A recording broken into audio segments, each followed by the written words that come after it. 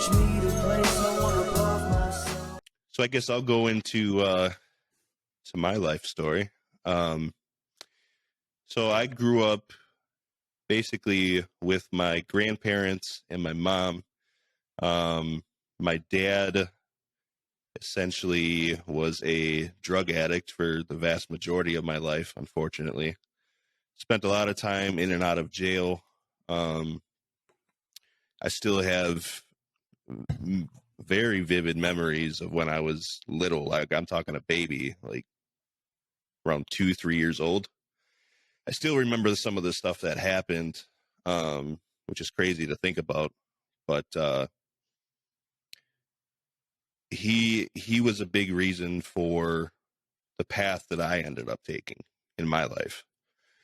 I very well could have easily gone down the same path he did. I know a lot of kids do have that problem where you're around it so much and you just end up falling into that same trap and just repeating the cycle. But my dad wasn't around enough to influence me in that way, thankfully.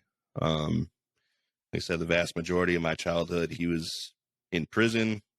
I probably only saw him, if I were to guess, maybe less than 10 times between the ages of 3 and 18. So he, like I said, he was a big reason as to why I took the path that I did. I still I have a memory back from when I was, I want to say maybe 2 or 3. I don't remember everything about it, but I remember it was Christmas Eve, and my dad dropped my mom off at work, and he ended up taking me to a drug house so he could do drugs, and he was supposed to pick my mom up that night from work. And I never ended up coming home with him until about 2 or 3 days after Christmas. So I missed out on, I think I was 2 years old. I missed out on my second Christmas, and my mom had absolutely no idea where I was. I remember a woman feeding me in the high chair while my dad was down in the basement doing cocaine with his buddies. And basically that was the straw that broke the camel's back for my mom. She and my grandpa and my aunt ended up coming to essentially pick us up and take us out of, we used to live in Milwaukee. And so they took us out and brought us out to a little town called Watertown, which is about an hour away from Milwaukee. And so that's when I started living with my grandparents. And essentially my grandma and my grandpa were really the ones that raised me while my mom worked. And they were a big reason as to why I did a lot of the things that I did growing up. They were great influencers on me compared to the situation that I had come from, obviously. So growing up, it was hard, obviously, being without a dad. Probably one of the toughest things that I ever been through. And a lot of it, I kept in and kept it to myself. Because really I didn't know who to turn to. My grandpa ended up dying when I was, I believe, 7. And so we moved out around that time, I think just beforehand. And we moved in with my then stepdad and my mom. We moved out of there, and so I lived with my stepdad and my mom up until I was about 18, 19. And then I still feel like for me, even though I had a stepdad, it wasn't the same. Honestly, it wasn't. There's still a longing for having your dad, your actual biological dad. He did a pretty good job filling in, but at the end of the day, it's still like when I was that young too, growing up, especially in my teenage years, I thought it was something that I did. I didn't understand it. I would call my dad, I would write him letters, he would write me letters back, but I was under the impression that it was something that I had done. The reason that he was basically never around. And obviously looking back now, it was pretty stupid of me to think that way. It was all on him. But when you're growing up and you're going, especially through those teenage years, it's just so many different things are going through your head. You don't fully grasp the world for what it is. Yeah. Right. But I would say that,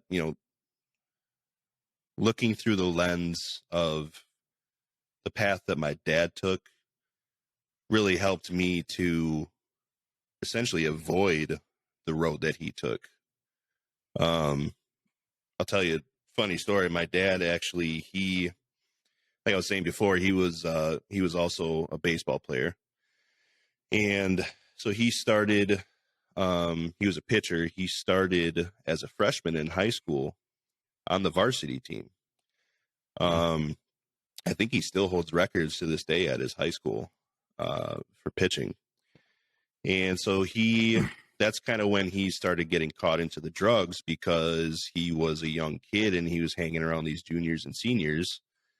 And, they obviously influenced him to do what they were doing because he wanted to fit in. And that's kind of what started the downward spiral. But so he ended up getting a full ride scholarship actually to play at, I think it was New Mexico. And he ended up, I don't think he ended up taking that, but he had some tryouts with some of the Major League Baseball teams. And my great uncle, who I had mentioned before, who's the radio broadcaster, he actually caught for my dad at it was County Stadium at the time. Now it's Miller Park or American Family Field. So he actually caught for him. And this was back in the 80s. And I remember him telling me he was hitting like 95, 96 on the radar gun. That was fast back then. Yeah, that's cooking. Mm-hmm. So I think he had tryouts with the Brewers. I think he had a tryout with the Blue Jays too. Oh, wow. And then Kansas City was another one. I forget who the other Major League Baseball team was. So he had tryouts with 4 different teams. And of course, he ended up failing the drug test and never got into the majors because of it. I could have been sitting here now being a millionaire or having a millionaire dad, and look at us now. So if there's any piece of advice I can give to anybody, just don't do what your friends are doing, for the love of God. Especially if it's drugs and they're addictive drugs. I'm not talking about marijuana. Marijuana is not a drug. It's not. I'm talking about the hardcore stuff. For the love of God, do not touch it, because you will get hooked very quickly. Yeah. And you don't know what kind of opportunities you might get down the road. And you could very well ruin those. You could ruin relationships. Just don't even start. Looking back at what my dad did to me, what my dad did to my mom, what my dad did to our family, he just totally ruined everything. My grandma and my aunts and uncles still don't talk to him to this day, and it's been about 30 some years. Wow. It was just, there were so many things that it got to a point where the damage wasn't repairable. It actually caused my grandma to move out of Milwaukee and move down to Arizona and get out of here because she couldn't handle it anymore. Wow. So, looking back, when I was growing up, through childhood, through my teenage years, like I said, he was an influence, not in a good way, obviously, but he definitely influenced me to go the complete opposite direction. So when I was in high school, I was working at Pick and Save, which is a grocery store. Did that for a little bit. Once I got out of high school, though, it bounced around from job to job. I did some demolition on houses, basically anything I could get my hands on. And then probably about I would say 2 years after high school is when I actually ended up going to school for criminal justice. So I went to a local community college here in Wisconsin, and I ended up getting my associate's degree for law enforcement. And I remember when I was in college, especially my second year, like I was working 2 full-time jobs and going to school at the same time. Because I was one of those stupid kids who was sick of repairing my old beat up cars, and I ended up financing a car at the age of 19. And I was like, well, that's probably not the best idea, but hey, I can just get another full-time job. Yeah, don't do that. I was working 80 hours a week plus school, and I was getting about 3 to 4 hours of sleep a day. Oh man. Yeah, it was tough. I know how that goes. When I was in college, I worked at a forging factory at night and then did college during the day. It's tough. Yeah. It's very tough. And my mom, I was still living with her at the time, and she was working at Pizza Hut. I don't know, Jared, if you know what Pizza Hut is, but yeah, we have Pizza Huts up here. We lost all the in-dining ones though, which drives me crazy because I used to love going to Pizza Hut and sit down. Now it's all the Pizza Hut Express, I guess. Yeah, Pizza Hut Express. Huh. Yep. So she worked at Pizza Hut basically from, I think, when I was maybe 3 years old, and she still is to this day. So obviously I didn't really grow up in any sort of money, and so that was a big reason why I had to, if I wanted something, I had to work for it myself. I wasn't getting help from anybody. But just seeing how hard my mom worked between, working at Pizza Hut and taking care of 3 kids, she was the one that really gave me my driving force and my work ethic, I would say. But so after college, I had an internship with a sheriff department, and I ended up going through their hiring process, and I tested out really high. I think I want to say it was actually first on their list. I was their number 1 candidate. But they ended up interviewing people who had the police academy training already, which I didn't end up doing because, like I said, at the time I was still working 2 full-time jobs, and the police academy is essentially a full-time job in and of itself. You're there from I want to say it was 8 to 4 every single day, 8-hour day, and it's about $5,000 in order to even get into it. Wow. Yeah. So I ended up not going that route and just hoping that the sheriff department would hire me and then pay me to go there. And so I ended up having my interview with them, which I thought went well, but I ultimately didn't end up getting hired. And I had gone through a few other hiring processes, and this was around the time when things were getting kind of hot in the policing world. Not in a good way, obviously. This was back in, I want to say, 2013. And this is right around the time where that, not George Floyd, who was the other, George Zimmerman, if you remember that case. Oh, yeah. So this was around the time that happened, and then all the police officer involved shootings were happening. It was just, everything was going downhill, at least from the media's perspective, which obviously influenced a lot of people. And I just got to the point where I was like, you know what, if this is the way that policing is going to look, by the time I actually get a job, and it's going to be dangerous. You're going to have to constantly watch your back. Then I didn't want to do it anymore. It was my dream job to be a cop. When I was a little kid, I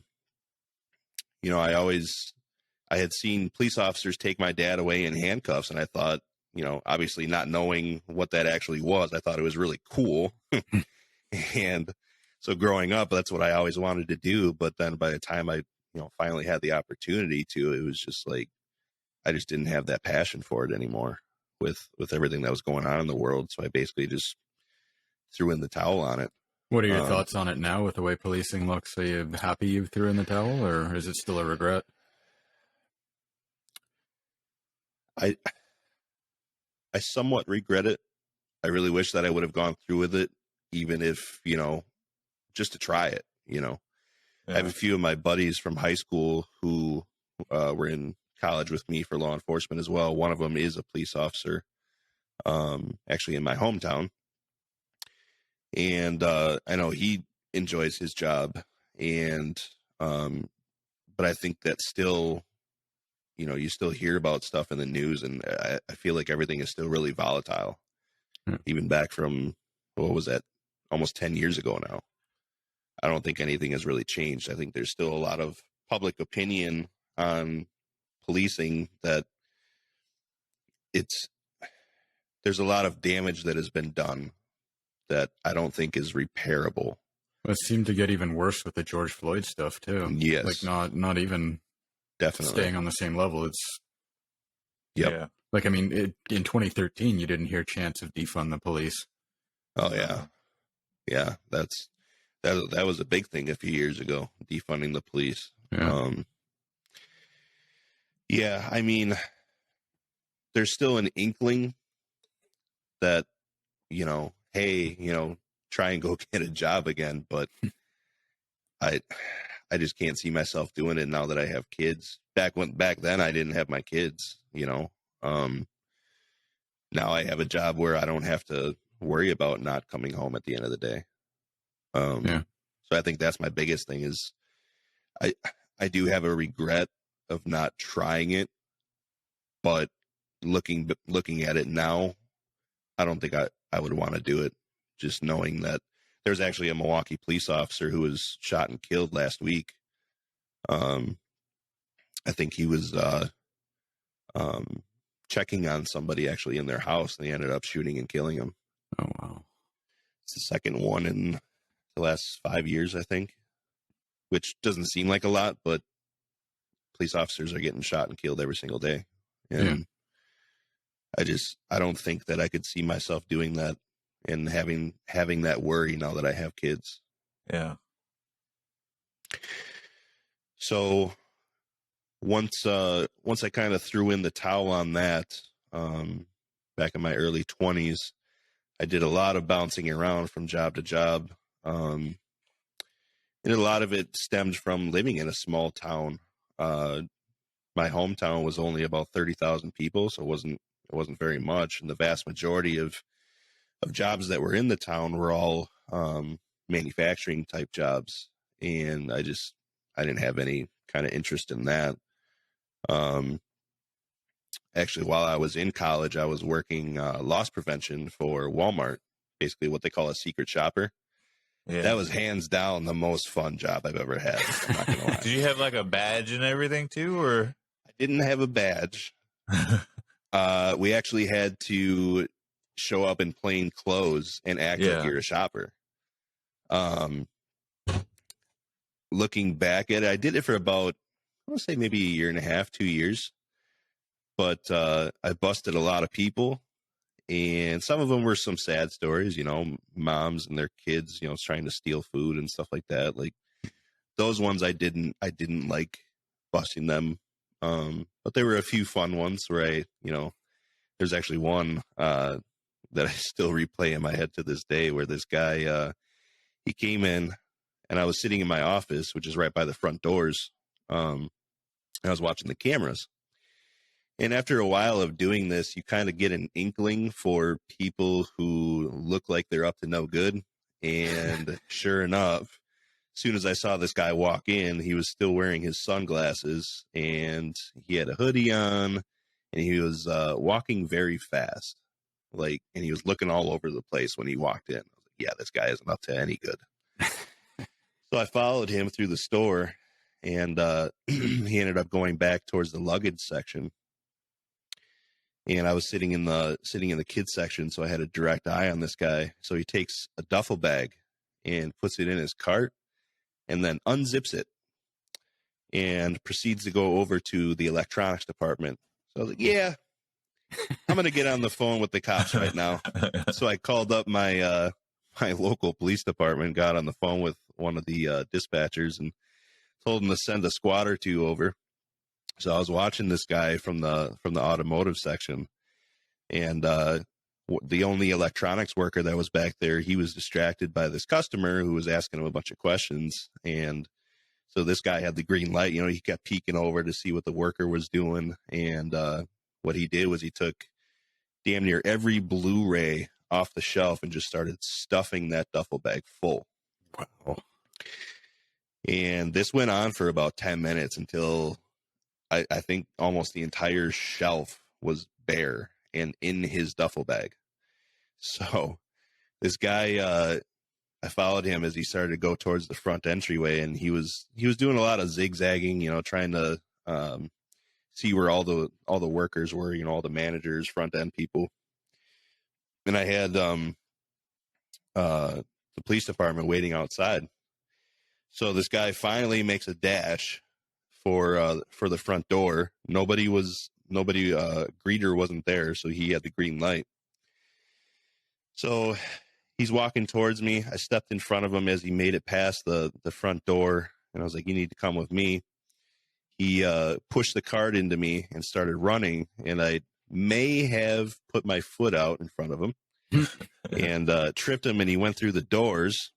Oh, wow. And he started running out into the parking lot, and 4 squad cars surrounded him at gunpoint. Wow. They took him in, handcuffed him immediately. And I said, yeah, that's the guy. That's definitely the guy. So I ended up, after they took him down to the police station, I had one of the workers ring up everything that he had stolen. $2,300 worth of Blu-rays. Wow. Whoa. Yeah. And You I were ended kidding up, about packing that duffel bag. yeah, he packed that thing. I ended up finding out from one of the police officers that came back after they booked him in. She had questioned him and asked him why he was trying to steal so much. And obviously, as what I found out from a lot of them was they all had drug addictions, and they were trying to steal the stuff and sell it on Craigslist or eBay, whatever. Which is unfortunate, but I would say probably about 90% of the people that I busted shoplifting, they were all trying to feed a drug habit, unfortunately. Yeah. But looking back, hands down, that was the most fun job I've ever had. So after college, after I kind of threw in the towel, like I was saying, I bounced around from a lot of different jobs. I was in car sales. I was a truck driver. I did, what was that? It was, I ended up working security too for a little bit, which wasn't as exciting as it sounds. Definitely not like the secret shopper.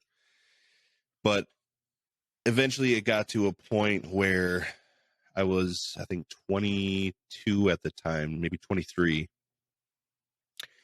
And so I was with my girlfriend at the time, wife now. Her mom had been working with my current boss's sister for a number of years, and he had gotten to the point where he needed help at his job. And so the situation presented itself to me, and essentially it's a mechanical contractor. So I ended up going in for an interview. I had absolutely no experience whatsoever being in any kind of trades, and I ended up getting the job. This is another, going back to when I said before, it's not what you know, it's who you know. Right. This was one of those instances. So I ended up working under him for about a year and a half, maybe 2 years, kind of learning the ropes of, I work in the HVAC world, heating and cooling. And so I learned a lot of the terminologies. I learned, the sales portion of it. I learned, if you go out on a job site, what you're looking at. So it was a really good experience right off the bat, kind of to get my feet wet. And then about 2 years, I would say maybe 2.5 years into it is when he finally let me off the leash and ended up getting all my own customers. So essentially I am a project manager. And so basically what I do is I will look at jobs, I'll estimate the jobs, sell them, and then I'll do all the ordering of equipment for heating and cooling products. And then I will assemble essentially the installers if it's that sort of job. It's a very fast-paced job. It's very mental, I would say. It's a lot of days that I come home from work and I'm brain fried. Yeah. But one thing that I will say about being in the trades, even though I never turned a wrench or anything of that nature, but it's one of those things that it's a field where it's never going to go away. No. Everybody's going to need heating and cooling in some capacity. Thankfully, I work in the commercial part. I don't really have to deal with residential too much. So we work on the big equipment. But the trades is probably one of those career paths that, interestingly enough, I feel like it isn't pushed at all in high school. I don't know how it was for you guys, but when I was in high school, it was college or military. That's the funny thing too. In Canada, it was like I was saying earlier, it was go to college, go to university, get your degree, this, that, and the other. And a bunch of my friends went on to be teachers. They went to teachers college, teacher this, teacher that. And up in Canada now, they're crying for trades. Like they need... Texas is different. It's just different. Yeah.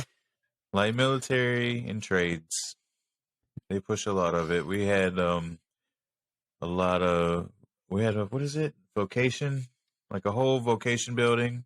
We did engineering graphics, where you did AutoCAD, AutoTech, and now they have like basic electrician, like you can train to be an electrician as apprentice. So they do try to push it now. Nice. Yeah, I mean, I haven't been in high school in 12, 13 years, but we had like the woodworking classes. We had a CAD class too, which I took, but guidance counselors, teachers, they sure as hell weren't pushing it. No. And I feel like a lot of kids nowadays, unless you have a family member that's in it, like they just don't know anything about it. And the trades is something that it's essentially a 5-year apprenticeship program for I would say the vast majority of the trades. 5-year apprenticeship program.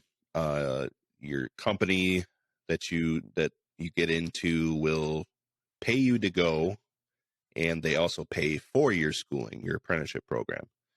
So by the end of your 5 years of your apprenticeship program, you're obviously having on-the-job training with journeymen. You're learning on the job. You're learning through the classroom. And by the end of those 5 years, a lot of these guys, once they become journeymen, at least in the HVAC world, plumbing world, fire protection, electricians, a lot of these guys are making $45+ an hour. Yeah. Raking in a good $100,000, and that's without overtime per year. And then their friends are coming out of college and university with 45,000 to 100 grand in debt. Yep. And a lot of those college programs or whatever they get into, they never end up getting into that field. No. Yeah. So it's all a waste of money. So I feel like the trades is something that if you like to work with your hands, if you want to be challenged on a daily basis, both mentally and physically, if you want to spend 5 years, getting your feet wet and learning the ropes, and then by the end of those 5 years, be completely debt free, you don't have any college tuition, and you're making $100,000 a year while your friends are in debt and usually don't have that career. To me, it's one of the best things to get into. Yeah. Military obviously being another one. I think the military is another thing where I feel like a lot of people don't know a whole heck of a lot about it, at least the ins and outs of it. Yeah. But I have a lot of my friends that they went into the military and they ended up getting, I would say, if not all of their college paid for with GI Bill, which I think it's called, right, Justin? Yeah, it's the GI Bill. Yeah. And then while you're in, you can go to school and use tuition assistance. Yep. Yeah. It saves your GI Bill. Right. And you can actually transfer your GI Bill to someone in your family who needs it, like your kids. Yep. Wow. You guys Yeah. really take care of your military down there. Yeah. Yeah. Well, They ask a lot of them too, though. Yeah. yeah, for sure. Yeah. Yeah. That's true. Yeah. Unfortunately, once a lot of, I wouldn't say a lot of them, but you do see a lot of homeless veterans, which really breaks my heart. I see it Yeah. all the time on TikToks. People are recording and all that kind of stuff, and there needs to be more awareness brought to it because a lot of these guys come back, and I would say the vast majority of them are guys who have gone overseas. Yeah. Now, And is a lot of that them- is the homeless issue, is that PTSD? Is there something else? Yes. I'm curious. Yeah. Yeah. I think there's a lot of mental health issues that aren't dealt with properly. Right. Mhm. And that goes for pretty much outside the military too. I think as a society, Yeah. we've kind of, it's growing now. We're getting better now, but it's been kind of neglected in the past. Yes. Well, and You see the homeless people, and they're usually the people that maybe have schizophrenia or Yeah. some issue like that. I don't know. They're just, it's funny too because it's just been the last couple of generations that have started to focus on mental health. Like I remember when I was younger, the generation before me was always just suck it up and get it done. just suck it up. There was no mental health. There was no depression. It was just suck it up and get it done. Yeah. Well, now unfortunately, it's here. Take this pill; it'll make your problems go away. Oh yeah. Yeah, And a yeah. lot of times the side effect is it'll make you worse for Yeah. a couple of days first. Yeah. So Right. Yeah. But going back to it, I mean, if you're somebody who if you're watching this and you're in high school or you're out of high school and you don't know what to do, because I can't tell you how many times I see posts on Reddit from, teenagers or people who are in their, lower 20s and they're asking advice like they have no idea what to do. yeah. If I can give any piece of advice, it's get into a trade or get into the military. Unless you know somebody in some type of career path that could possibly get you a foot in the door, to avoid bouncing around from job to job like I did when I was younger, get into the trades or get into the military. Those are two very good steps to progress your life, essentially. Yeah. And they're pretty non-committal too. Like you're not basing your entire life around it. Like you get into a trade, you decide you don't like it, then you can end it no harm, no foul. Right. The military, you've got to spend a little bit more time there, but again, Yeah. it's not like 10 to 20 years. But at the same time, too, for these 20-year-olds who are just coming out of university, college, even high school, and you don't know what you want to do. One thing to keep in mind, too, is I'm 38 and I still don't even know what I want to do, but Same. You're not alone. There you You're not go. alone. yeah. So, I mean, you're never truly going to know what you want to do unless No. you do it. Right. And this is where you use, this is what I tell my kids is you use school to figure out what you want to do. That's the place to make mistakes. That's the place to try things. Take a bunch of different classes, like take a class you don't think you're going to like and just see like something you're not interested in. Hey, you might be interested in it. Hey, you might want to do it for the rest of your life. Again, trades, like you may think that, oh, I don't want to be in a trade. I don't want to get dirty. I don't want to try it. You're getting paid for it anyway. You're getting paid to go through school. You're getting paid to work for a living. And if you don't want to do it, you can leave and you're not like $30,000 in debt. Right. Yep. It's low risk. Yeah. Thank you. Low risk. That's Definitely. exactly what I was. I said it in a lot more words, but that's very succinct. Perfect. I love it. It was an interesting point you made, Jared. A lot of these kids don't know what to do, even when they get into college. Yeah. And it's so weird to me the way that our society is set up, where you graduate high school at 18, right? Yeah. When I had graduated, obviously, I wanted to be a cop, right? But I didn't know the steps to get there, whatever.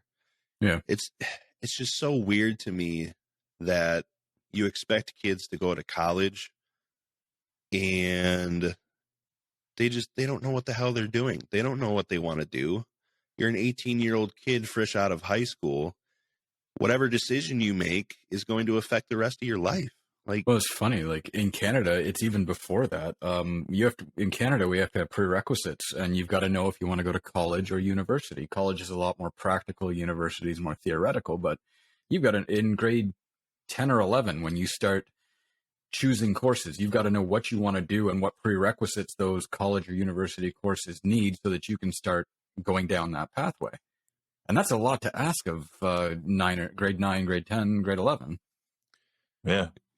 yeah, I agree. It just seems so weird to me. I really don't understand it. It's somebody who had no worry in the world, was just gliding through school.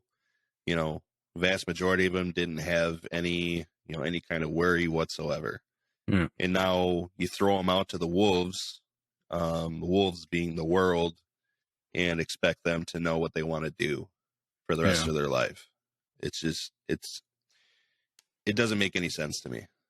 I feel like there's got to be some other way to help these kids.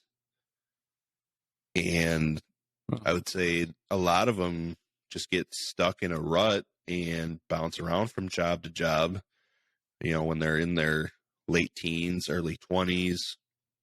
And a lot of them just end up staying there because they don't have anywhere to turn to. They don't have any kind of guidance. And I feel like there needs to be more emphasis put on, I would say, guidance counselors. I would say that some kids, they don't have a stable life at home. And if those kids don't have any kind of guidance from their home life, who are they to turn to? You know what I Right. mean? I mean, these guidance counselors there needs to be more of an emphasis on helping these kids figure out what they want to do, and less of an emphasis on all these stupid classes that they take. Help them be more successful. Yes. Agreed. Set them up for success the best way possible. Yep. That's what needs to happen. Yeah. Yeah. It doesn't make any sense to me, and And I feel like instead of having these classes like algebra, geometry, which I don't know about you guys, but I haven't used a damn one of those classes from high school in my daily life. There needs to be an emphasis on how to do your taxes. There needs to be an emphasis on budgeting. That's a big one. Yeah. And there needs to be more of an emphasis on pushing any kind of career path that is attuned to these kids' skill sets. Because I feel like, they push this ACT, SAT, to try and figure out where these kids are at in terms of what kind of college would accept them and all this other garbage that they push. Yeah. Where's the emphasis on what strength does this kid have? Are they good with their hands? Are they good? Are they personable? Are they good talkers? Just even from a mental standpoint. And I think that's where the guidance counselors sort of fall through. I mean, I'm sure there are some good guidance counselors out there who work with these kids to find what they're good at, but there's probably a lot more of them that really just phone it in and go with the prescribed, go to college. I don't know what you want to do, but I was told to tell you to go to college. Yeah. So, That's another thing I was going to say is that I feel like there's just a cut and dry script that they have to go by. It's not like there's not enough emphasis on truly actually helping these kids on how to prepare for life after high school. And I think that the first step is that we need to change the schooling system first and foremost. Like I said, I don't use a single thing that I took from high school, any of my classes from high school. I would say the vast majority of stuff that I use in my day-to-day was all stuff from elementary school and middle school, all the basic stuff. And then everything you learn on the job, right? And then everything you learn on the job. Exactly. Even college, like I can say the majority of what I know, I learned on the job and nothing from college. Yep. Same here. I still remember, I forget exactly what it's called, but when a police officer rattles off somebody's license plate number, Adam, Boy, Charlie, David, Edward, Frank. Phonetic alphabet. Oh, yes, there you go. Yeah. I remember that. Other than that, I don't remember much from college. But yeah, high school, I feel like, is just such a big waste of time. I really think so. The classes that they push on these kids, especially when it comes to math, science, it's good to learn history. I would say history is a good one. Oh yeah, but a lot of the other stuff that they push nowadays, at least in American classrooms, is just a bunch of bull crap. Yeah. It really is. I think if they had a system set up to where maybe they tested earlier and found if kids were strong at math, then let's guide them in like maybe engineering, like STEM career fields, get them guided on that one. If these people are personable and they have good, they have a personality test. If they are very strong and personable and strong personalities, then we guide them in maybe social work, some of those types of career fields. I just think the way we do now is so standardized and everyone's got to be put into this box, Yes. And that creates an issue in itself because we have a shortage of engineers, don't we? Like worldwide, because we're all taught to be in this stupid box. We're teaching to this box. You're testing to this box. All the world's problems are not in this box. Right. Right. So the only way to, in my mind, solve problems is to be outside the box. Yep. So we got to stop teaching to a box. Yeah. That was the word I was looking for, was standardized. Everything is standardized, cut and dry. This is the way we've been doing it for how many years? It doesn't work. it does not work. No. It's you need to tailor it to all these kids' strengths, not Right. not the way that we're doing it right now, where everybody's just thrown into the same box, like you mentioned, and because once these kids are done with high school, none of the stuff that they learned in high school is really Right. helping them. I can They tell you have that. they have no real tools to help them. Nope. It's funny though, because and I'm going to go on a bit of a rant here, but it seems like we're getting into such a litigious world too, where everybody has to have agreed on the rules before we set it forward. Right. So everybody's agreed that this is how school's going to be done. We've done it for this many years. This is the way we're going to do it. It doesn't matter that the way the world is shifted is not in, like you said, that box again. But for fear of being sued, we've got to follow Right. this structure because everybody's agreed to this structure. And That's exactly right. everybody's just so afraid of being sued. Everybody's just afraid of like, oh, Johnny can't read, so we sue the Yeah. school. But no, you can't sue the school because we taught to the box. Right. Yep. So I mean, and it even goes beyond that. It's using common sense. It's using like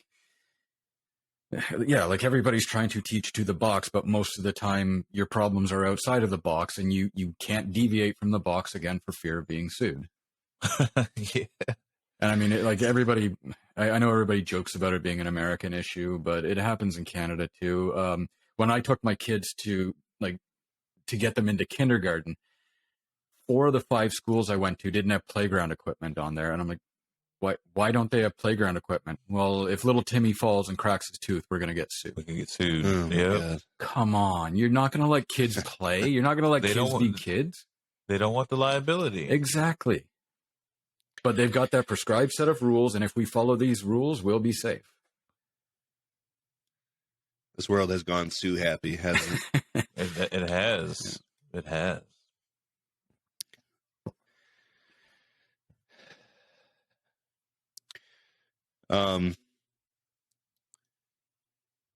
Any other interesting points or questions for any of us before we get this one? This thing has gone on for an hour and a half, and I think it's been a Yeah. very interesting conversation. Yeah. I might actually break this into 2 episodes. Nice. No, it was a fantastic conversation. Yeah. I want to talk about the military a little bit more. Yeah, I know go ahead. we're talking trades. Great. All about that. Military, about it. I think I want to say to be smart with what you pick if you go to the military. Okay. Expand on that. If you, let's just say, if you go infantry, there's not a lot of jobs outside of the military that will use those infantry skills. So you kind of got to plan ahead. Yeah, I don't know what I want to do, but I kind of like doing electronics. So let me go do an electronics job. I'll learn radar. I'll learn different cool computer systems, whatever. I can use that when I get out. You're marketable, Yeah. or I'll like it and I'll stay in. It's just things like that. You kind of have a little idea. Because I've seen a lot of like the 4-year and out, but they didn't pick a very useful position, and then they get out and they're in the same boat just with military experience, though. Yeah. So it is still tricky. Obviously, all the military branches need their grunts, right? Yeah. Yeah. Right. But I would say the vast majority of those people are either misguided from the get-go, or they're just people who get out of high school and they're like, hey, I just want to shoot some shit. Yeah. Yeah. That's what I've learned from my buddies is like everybody who does the grunt work and actually goes on the front lines are those types of people. And hey, we need them, right? Yeah, we need do. those people. We do. But it's an interesting point that you make where, if you got to have an idea of what you want to do after the military before you start in the military. Yeah. It's a very interesting point. What do you think for anybody who's interested in getting in the military? what do you think a first step should be? Let's just figure that somebody's in high school right now that's watching this, right? Right. What do you think that their first step should be? Do you think that they should talk to somebody that they know? Do you think they should talk to a recruiter first? Oh, I would definitely talk to someone I know first, get their stories, because a recruiter is a recruiter. Right. They got numbers. They have a to hit sales lot pitch of- to make. Yeah, you know, They're gonna tell you what you wanna man, hear." you'd be awesome at Yep. this. We do this and this and this, and then like really, you sign the contract and you're not doing anything they told you you were going to be doing. Right. So I would definitely reach out to someone, maybe even use Reddit. Get on a forum like, hey, look, I'm thinking about enlisting or going officer or whatever. I got some questions. What was it like for you? What job did you do? Yeah. And, you know, get those experiences, because I went as an aircraft mechanic, avionics troop, which is a pointy head is what they call us. We're smart. Right. I flew a lot. Like, I got lucky and went to a good base, worked on a good plane, and got to see things I would have never seen from small town Texas. You know, I was immersed in different cultures, different languages. It's just a great experience, and I got so many stories about. Save them. It's gonna be great.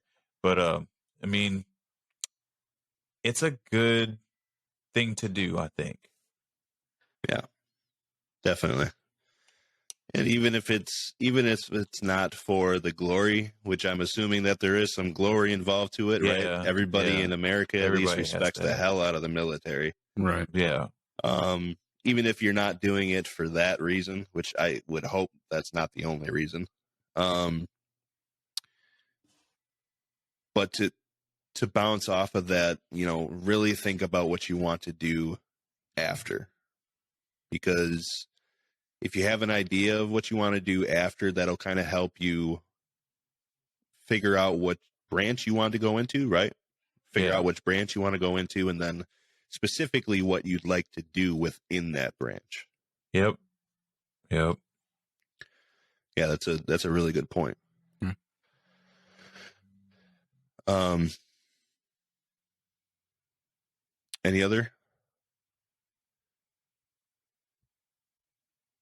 Any questions about any of our stories? Oh, yes, I have more questions. Ty, Yeah. do you still talk to you said you and your dad wrote letters? Yeah. Have you heard from him at all? Like, I was going to ask that question too. I'm glad you brought it up. Yeah, like my biggest question is like, has he voiced any regret to you? Yes. So I do still talk to my dad. He's actually been clean for about, I want to say 6 years now. Nice. So he finally got his act together, thankfully. Was there anything that got him to get his act together? Like, was he looking for a relationship with you, and that was? So he ended up having 2 more kids, and actually he's had his act together a little bit longer than that. Now I think about it. So I have 2 half sisters from him, and I would say about a year or 2 before that is when he finally kind of cut ties with it. Basically what had happened was he was on his 3rd strike, and when it came to drug charges, right? And essentially he got a really good judge who was fair, and he basically gave him an ultimatum saying, I'm going to give you 90 days. You're going to do drug tests every week for 90 days. And if at any point during those 90 days you do not come back clean, then you are essentially going to jail for damn near the rest of your life. Wow. That's how deep he was with his record, essentially. He had done robberies. He had done, obviously, the drug charges, you name it. And essentially the judge gave him that ultimatum, and he held up his end of the bargain, and he's been clean ever since. So That's awesome. Good for Yeah. him. yeah.